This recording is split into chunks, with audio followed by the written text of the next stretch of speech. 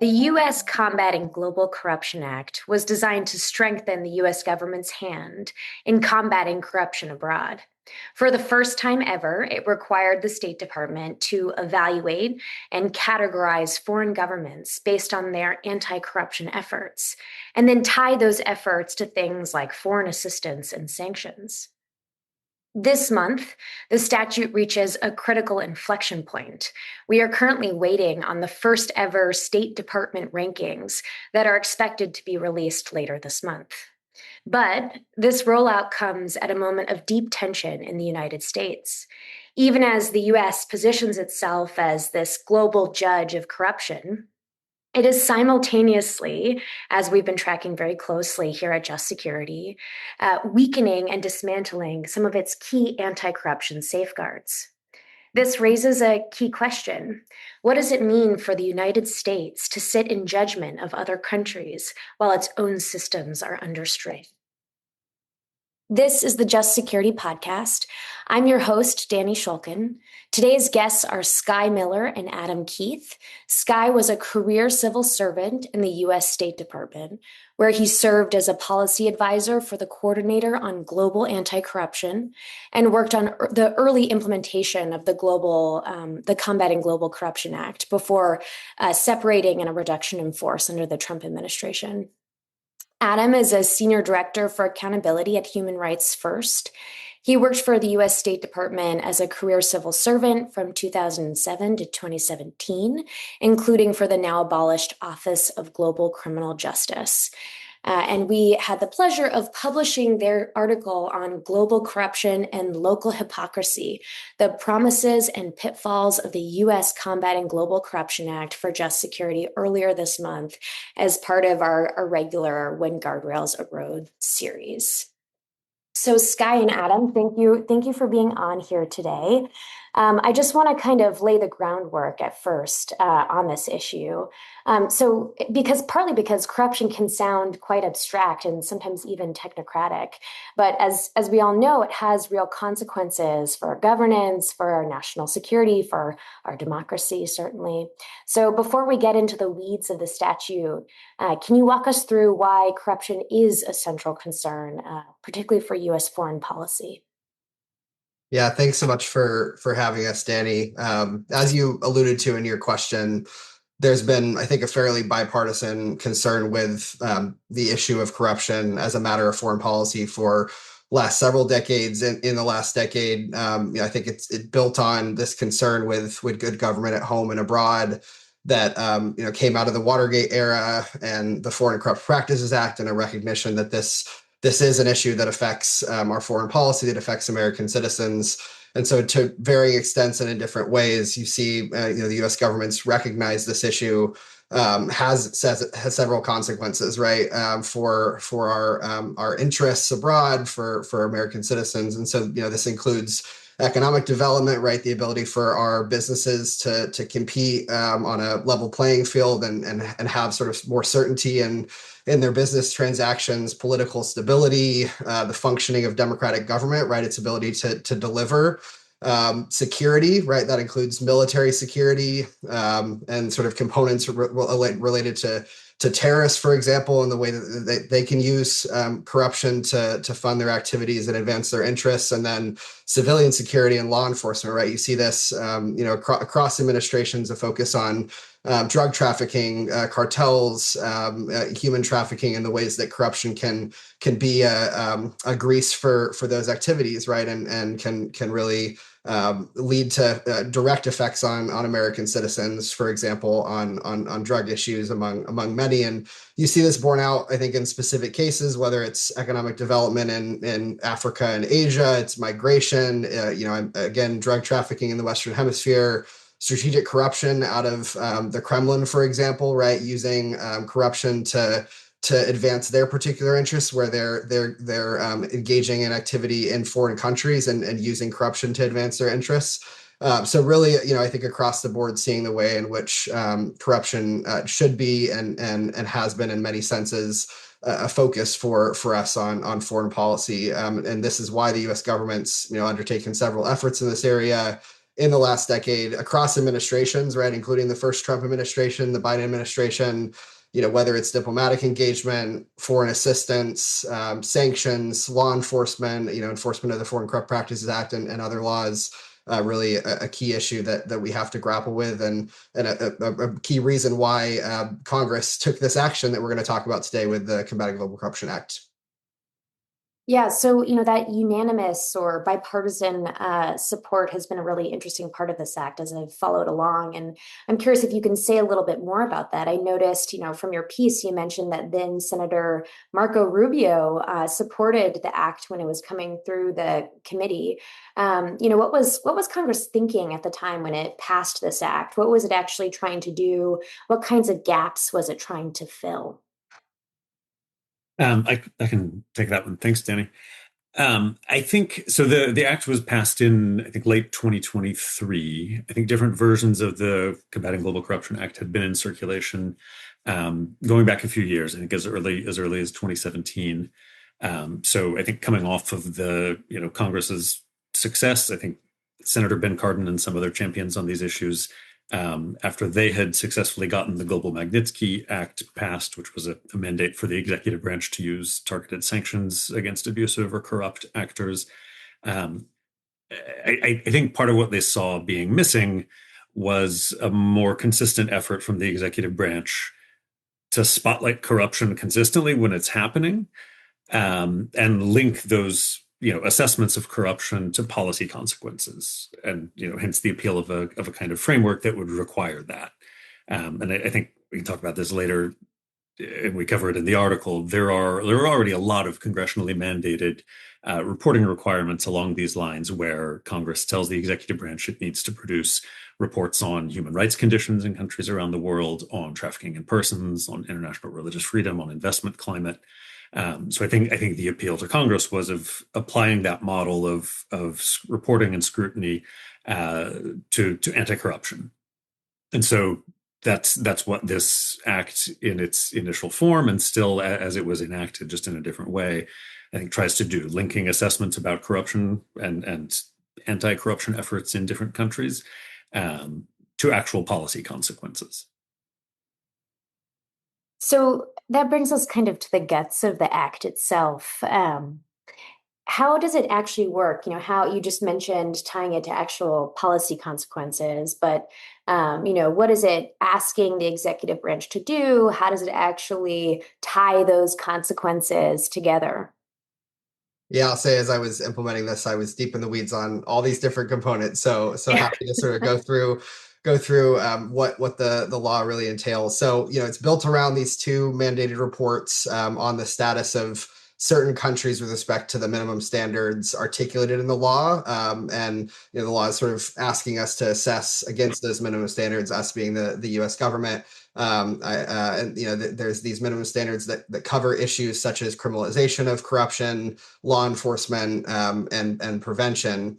Congress outlined more specific criteria that the State Department could use in analyzing and determining adherence to these standards. So, a little bit more granular information on what prevention looks like, for example, or what kinds of laws you might want to have on the books as a country that's combating corruption. And importantly, this was tied to international standards on anti-corruption. So out of the UN Convention Against Corruption, for example, or the Anti-Bribery Convention that the OECD, Organization for Economic Cooperation and Development, that they essentially maintain and uphold.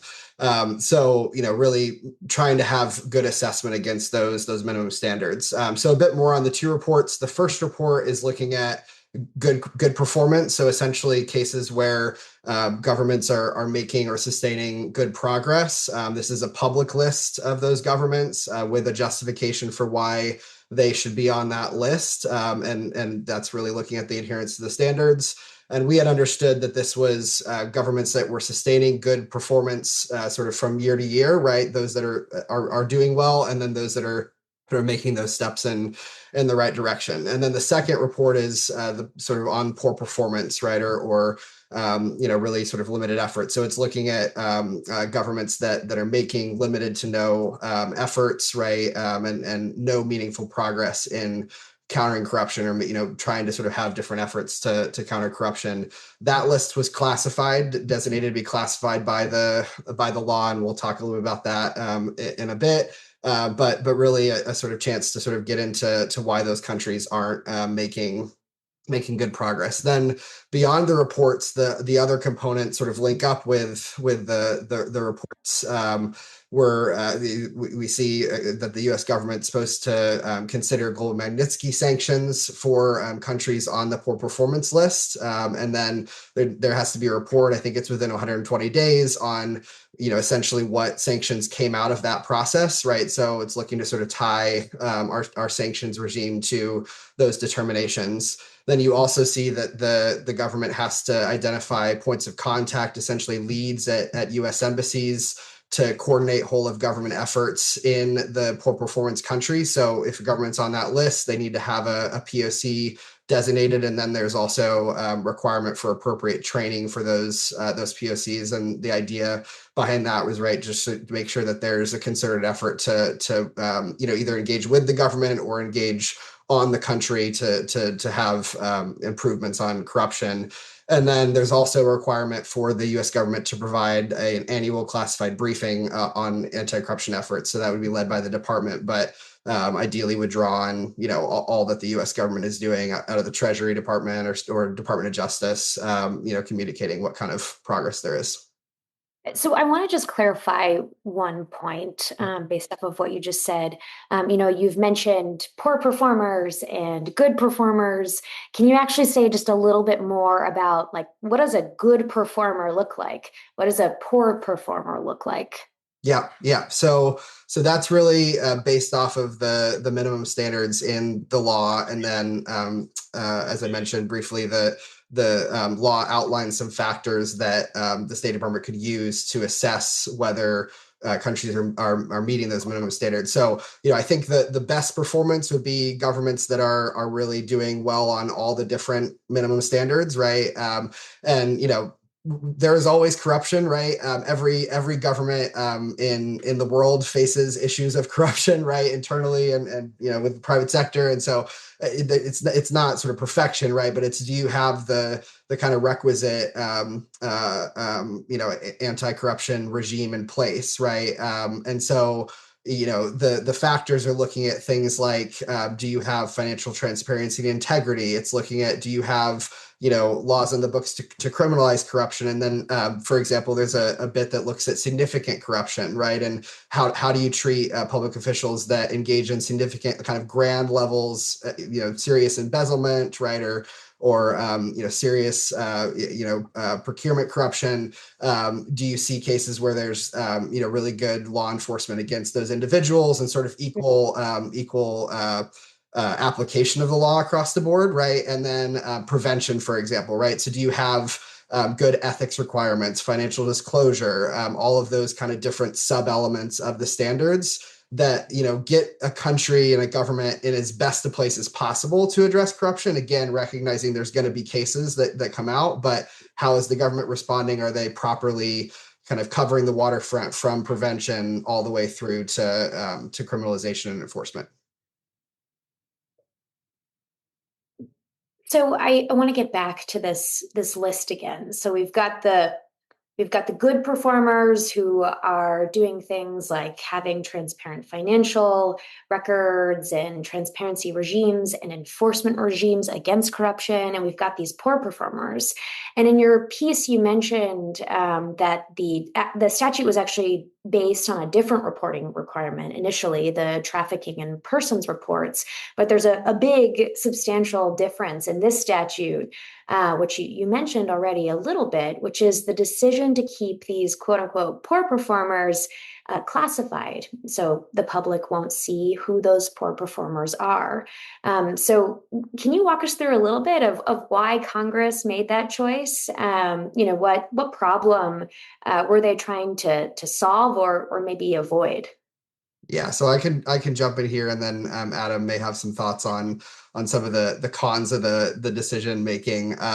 So this had long been a topic of discussion within Congress and between Congress and the State Department since Senator Cardin started to push for the legislation. Historically, the department had expressed concerns that an all-inclusive sort of tiered ranking, like the Trafficking in Persons report, would be a concern for a few reasons. And so they articulated sort of this concern that it would undermine our efforts to build an international sort of community, international framework for anti-corruption, right? So you have the UN Convention Against Corruption, you have some of the regional standards, and those standards have peer review mechanisms where governments are reviewing one another on the standards, right? So this would sort of go potentially a little bit against that, right? Or sort of be a second track, and the concern that we would be potentially undermining those standards if we're prognosticating ourselves, right? So that was one concern. Second was this position that we don't want to be a sort of judge on the issues, right? Given the concerns domestically, and I think there, and Adam may get into this, right? This is where maybe if we had some element of being able to assess ourselves, right? Like the TIP report has a self-evaluation that could potentially address it, but that was a concern, right? It wasn't sort of the main concern. And then there was, I think, a concern that the sort of all-inclusive list approach would remove the discretion for the department to be able to kind of strategically discuss specific concerns with countries that are making maybe making progress but aren't quite at that good progress level. And this is sort of a classic prioritization of sort of the bilateral relationship, but even separate from other priorities that you might have on bilateral foreign policy. I think there was a concern that if you're sort of coming out and just saying you're really bad, that it could jeopardize progress, right? And so there's a way in which the law was structured such that you're still sort of criticizing by omission governments by not having them on the good progress list, but you're not sort of actively saying here are the worst of the worst. And again, there are sort of pros and cons to that. So I'll just say, building on sort of that years of back and forth, the first coordinator on global anti-corruption, Richard Nephew, who I worked for, engaged with Congress to help inform the congressional negotiations and the outcome, the final act. And the goal really was to sort of focus on the sort of race to the top, focus on that good progress component, have that discretion, but really be able to signal by omission the governments that that the U.S. government had concern with, and then give discretion to the department in what they're able to share and what they keep classified. I think I would just add to that. I mean, I think the State Department generally dislikes this kind of reporting requirement and will oppose it as much as it can. And I think the final text of the act is the product of these negotiations with the State Department. I think the cynical view that you'll hear from a lot of senior senators on foreign relations is that the State Department will fight these requirements right up until they're made into law, at which point they will begin proudly announcing that they've released the report on this topic and point to all of the impacts that it's had. So I think a lot of senators are prepared to disregard and push through that kind of resistance from a state. I think the compromise here being a sort of a classified poor performers list, I would speak to the downsides of that. I think the way that some of these reporting requirements work in other contexts depends on the public criticism. I think the key way in which the trafficking in persons reports have been shown to work is through this combination of public scrutiny, like the existence of a public evaluation that's either good or bad, that's quantified or easily understood in some way, and that involves comparison to their peers, which again, in the trafficking in persons context, it's tier 1, tier 2, tier 3, that the third being the worst. has been shown to produce specific reforms in the countries being covered. Spurring the criminalization of trafficking, spurring increases in prosecutions. So I think the concern about this approach that I have, at least, is that keeping the poor performers list classified doesn't have that. I think Senator Cardin's staff were pretty clear that they saw this version of the act as potentially being a step toward that. It's the trafficking in persons reporting requirement has been developing for years, changing from year to year as Congress sees what the reports look like and what impact they're having. So I think the imperative in the current cycle is to see what comes out and for advocates to get as much as they can out of the current framework.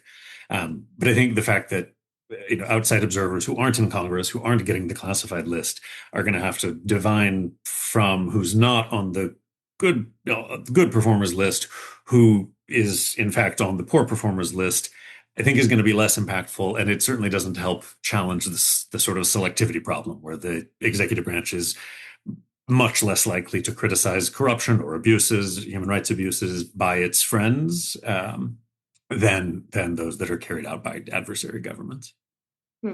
Yeah, there does seem to be a few ways to divine who's on the poor performers list. Maybe it's by omission, but also kind of getting back to the individual sanctions, which are often made public in some capacity, whether it's on the Treasury Department's list. Can you walk us through a little bit more about these individual sanctions? So sanctioning not a country for its poor performance, but an individual who resides within that country, which is, a novel part, as you mentioned, of this statute. What's the goal of having individual sanctions? What is it designed to do? Sure. So I think they're designed to do a number of things, and what they actually do when they're used depends kind of inevitably on the context. So the specific sanctions program that the Combating Global Corruption Act is trying to tap into and trigger is the Global Magnitsky program, which is a Treasury Department-led sanctions program that entails financial penalties and a visa, an entry ban for individuals or companies that are engaged in serious human rights abuse or corruption. And I think the novelty of that sanctions program is that it's available not just in like crisis countries or adversary countries where the US had historically created sanctions programs, but anywhere in the world. And that's important and useful because corruption happens everywhere in the world. And I think to point to some examples, there have been a number of, I think, impactful targeted sanctions. We often point to cases that include a Ukrainian judge who was notoriously, allegedly corrupt, and the U.S., the Biden administration publicly announced a visa ban on him in 2022, and that action spurred the Ukrainian parliament, after many years of advocacy by Ukrainian civil society, to, I think, belatedly reform the court that this judge was in charge of. We have seen a case from the first Trump administration where a Latvian official who was allegedly corrupt and had control over a major port facility was sanctioned by the Trump administration, which prompted the Latvian authorities, I think, belatedly, to take this guy out of his position of control over that port, which led the Trump administration to then lift the sanctions on the port. So I think changing behavior like that or spurring action by national authorities is one of the best kinds of impacts that these sanctions have, and that we see most often in the context of like a friendly relationship between the US and other countries. Sanctions can also serve like defensive or protective purposes in any context. I think no one expects Russia to prosecute one of its oligarchs when they're put on the sanctions list, but having them on the Treasury list can prevent Americans from transacting with them. So again, I think the novelty of the Combating Global Corruption Act is to create this linkage, or try to create a linkage, between the US's hopefully objective, credible assessment about whether a country is genuinely trying to combat corruption, and if not, the need to consider targeted sanctions on specific officials in that country who are presumably part of the problem. So if the assessments are credible, then that linkage can be a check on the selectivity problem that I talked about. But again, you're going to have to, it's going to fall a lot to Congress to make use of those connections, since it's the only one who's going to see the poor performers list. So you mentioned that key word, credible. As we've been tracking very closely alongside my colleague Amy Markopoulos, in our anti-corruption tracker in this series, there's been a notable trend in the United States of removing at least historic anti-corruption guardrails, whether that's the enforcement units at DOJ that no longer exist, the FOIA units that aren't staffed as they once were, inspector generals, for example, that are no longer as empowered or in place. And so there's this central irony that you tease out in your piece really well, where the US is being asked to judge all these countries when at the same time its own safeguards are or may be weakening. So can you walk us through this credibility challenge? Why does this? I mean, it might sound obvious, but I think it's worth expounding on. Why does credibility matter for a report like this? Sure, I could start. I mean, especially I think people who are not immersed in the State Department world or Washington. I mean, this may be the most obvious thing that comes up. I think the thing that I think motivated our article in the first place was this evident and growing gulf between the Trump administration's actions and the standards and factors that the Combating Global Corruption Act sets out for other countries.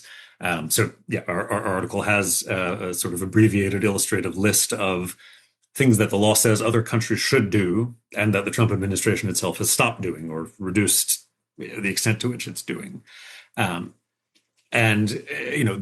The impact that these reports have when the U.S. puts out its assessment, whatever the topic, I think is partly based on the information they contain. The U.S. has a worldwide network of embassies that can dig into these issues and tap into a lot of sources. But a lot of their impact, I think, depends on the sort of minimum level of credibility that the U.S. has as a speaker or an actor on those issues. And in the anti-corruption space, it's actually it has been a pretty promising field. Like the U.S., Sky pointed out, the U.S. has ratified the major anti-corruption treaties in a way that is not the case in the human rights sphere, where there are a lot of major treaties where the U.S. is an outlier and hasn't ratified. But that makes it all the more painful to have, as the first year of the second Trump term has played out, to see the act's criteria serving almost as a checklist of things that the U.S. has stopped doing. So I am hopeful that what the reports contain, that there is still content there for advocates that to make use of in their own country if the U.S. is usefully praising initiatives that that advocates can try to sustain and keep going, and hoping that Congress at least will use what it has to follow up on the classified criticism. But I think most importantly is for Congress to use this as a chance to scrutinize the U.S.'s own record on these criteria that it laid out for other countries to follow. So, Sky, go for it. Yeah, I'll just add that I think we just had concerns that again, given all these issues, the U.S. government would not be able to sort of engage effectively with foreign governments on the particulars when they can sort of come back and point to, you're not doing this, you're not doing that, and of course. I think I can speak for Adam, and I'd say we don't expect any country, including the U.S. government, to be perfect on all these issues, right? And some of the other areas, human rights, trafficking in persons, we have our own issues, right? And we've been working to address them in some instances and not in others. But I think it's the sort of wholesale concern that it's not being taken seriously domestically, that it's not a priority, that in some cases, as you highlighted, Dani and Adam as well, we've seen that backsliding, right? Is how can we then go to other countries and say, you need to make progress on X, Y, and Z issue when we're not even trying, or at least it doesn't seem like there's an effort, there's, minimal policy communication, you see the particulars of backsliding that really put into question the whole effort. Yeah. So I think there's a big question of what do we do next? Looking ahead, you mentioned in your piece that political leaders and the public should and can do more to make the Act's mission actually be implementable. And so, in practice, what does that actually look like? How can the law essentially live up to its promise? Yeah, so we went through four different recommendations. I'll go through the first two, and Adam can highlight the next two and any other reflections. So the first was really starting with the reports themselves, scrutinizing the country selections, the justifications. Again, that's only the public list, right? Given our discussion that we don't have the poor performance list, though Congress will have the poor performance list. So we do call on Congress to scrutinize both lists, and really there we highlighted the concern around political pressure, right? That there could be political factors separate from anti-corruption determinations that influence which countries fall on which reports, right? Either in the positive direction or the negative direction. And so spotting those kind of cases where you see some concerns, and we highlight in the piece where that happened in the human rights report that just came out. I think it was in August. So there's some precedent to be concerned about, and so looking at that again, sort of looking at whether the justifications are really adhering to the minimum standards in the law, right? Grounded in sort of the prevention and criminalization and enforcement. Are we seeing that kind of articulation? And then looking at things like does the public report talk at all about how the State Department resourced the issue, for example, since that was a sort of expectation in the methodology report that we submitted when I was at the State Department, that the U.S. government submitted to Congress. It was supposed to sort of articulate what the budget is, right? So do we see that kind of information in the report? And that resourcing is the staffing numbers for here in DC, out at embassies, right? What kind of analysis is what kind of time is being devoted to the analysis? Are there other kinds of expenses, for example, related to AI support for on these issues? So those are some things to look at there. And then, we also highlighted the need for Congress, for civil society to really look at the follow-up, right? So, again, what kind of sanctions, Adam talked about this earlier, what kind of sanctions do you see coming out of the report? Are there good kind of, is there an uptick in cases for countries that seem like they would be on that poor performance list? Are there POCs? That's not something that the public will have access to, the POC list, right? That's because if you knew the POCs, then you'd know the poor performance list, right? But Congress. And I'm going to butt in for a second. And Yep. a POC is a point of contact. Sorry, point of contact. The person at the embassy who's assigned to, any inquiries about the anti-corruption efforts. Exactly. So because each of the poor performance list countries, for the governments on that list, has to have that point of contact, right?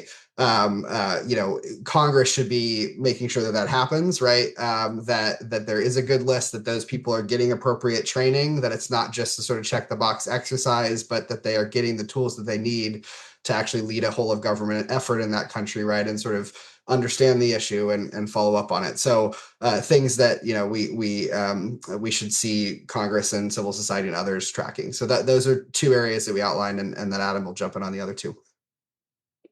I mean, a lot of the things that we're suggesting are kind of technocratic fixes, and I think you could imagine more of those to the act itself, right? Like this act is part of the legal framework for at least the next 6-7 years. You could imagine a version of the act that adopts the tiered ranking system and otherwise builds on this first year's report, depending on how they go, I think one improvement that Sky touched on would be, if this system continues, it would be to have a requirement for, as the trafficking in persons system has a requirement for the U.S. to self-scrutinize, for the administration to have to account for its own record on these criteria.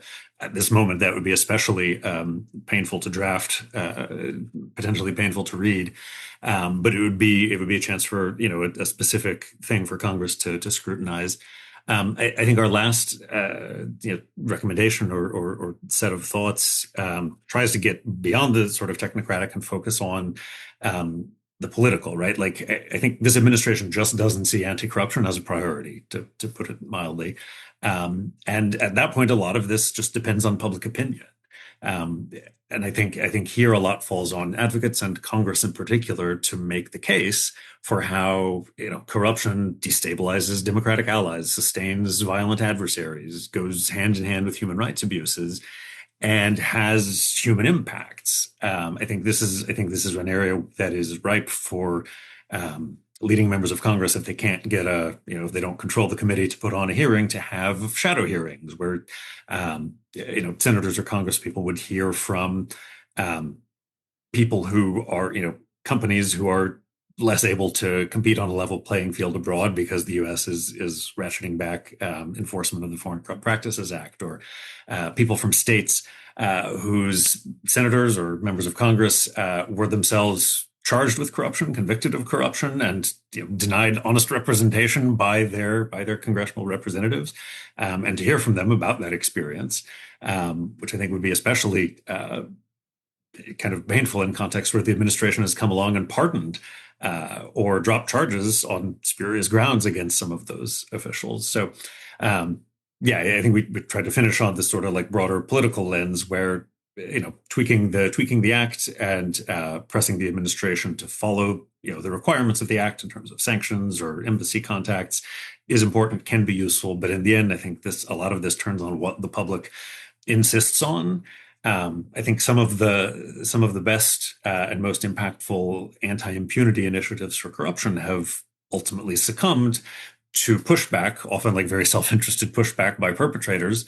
And because the public didn't quite stick up for them enough when push came to shove. And I think in Ukraine we've seen the opposite of that, where a government that has certainly been better than its predecessors on corruption, the government in Ukraine was proposing some reforms that would have weakened the independence of some of these anti-corruption bodies, and the public came out in numbers and said no, and kept those institutions the way they were. I don't see that happening, people taking to the streets in the U.S. On quite the same set of issues. But I think, the extent to which the public feels that importance of an effective fight against corruption, I think will determine how impactful the U.S. is on this in the future. Well, I guess we will find out. This report is supposed to be released, as I mentioned, by later this month. We'll see if it's released on time. But in the meantime, I want to thank you, Sky and Adam, for taking the time to walk us through this report, what its consequences are, and kind of situate it in this global context of policing corruption, both here and abroad, and what that impact is. This episode was hosted by me, Dani Schulkin, and produced by Maya Neer with help from Isaac Rubenstein. Again, special thanks to you both, Sky Miller and Adam Keith. You can read Sky and Adam's article and the rest of the When Guardrails Erode series on Just Security, linked in this episode's show note. If you enjoyed this episode, please give us a 5-star rating on Apple Podcasts or wherever you listen.